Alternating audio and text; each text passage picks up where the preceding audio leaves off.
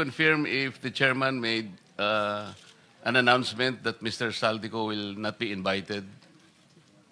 Yes, as you know, you have been a congressman for many years. There's what we call interparliamentary courtesy. We do not invite or summon members of Congress. Nahiya po siya pumunta, sabi niya kasi he was not invited. Baka sabihin, epal siya. There was an invitation. No, we did not extend any invitation to I was the one who invited him.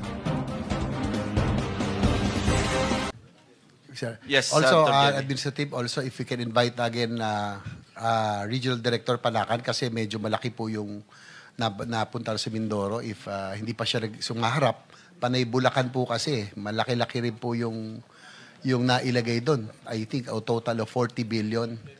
And also, si Congressman Toby Tiangco, I think his revelations during the first hearing were very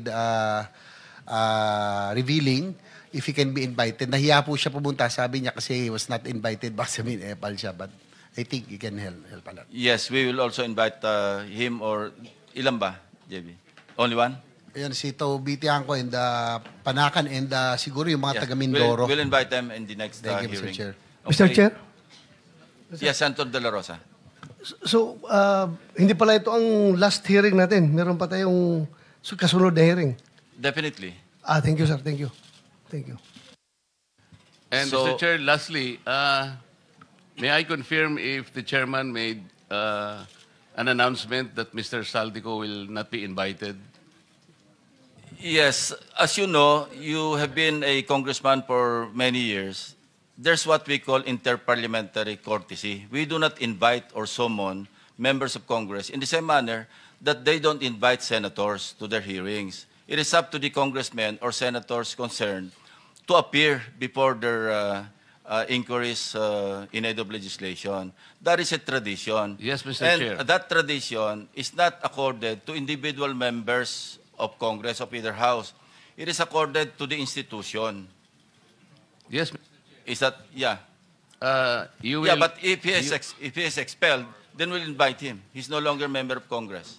Representative Tiangco was not expelled, Mr. Chair, but Yes, but he is When he was voluntarily, invited, he is voluntarily appearing before the committee. yes, but there was an invitation. No, we did not extend any invitation to I was the Representative- one who invited him when I was the chairman. You can speak for yourself. Yes, that's why. He can be invited. There is no violation of interparliamentary. Anyway, that's water under the bridge. He will appear, I think, anytime now because he was informed by Senator Ejercito. So can we just proceed? We have a long Sinasabi ko day. po yung tungkol kay Mr. Saldico. All Kung right. sakaling Okay. halimbawa nandito siya, we can invite him. Okay. Okay, thank you. No issue there.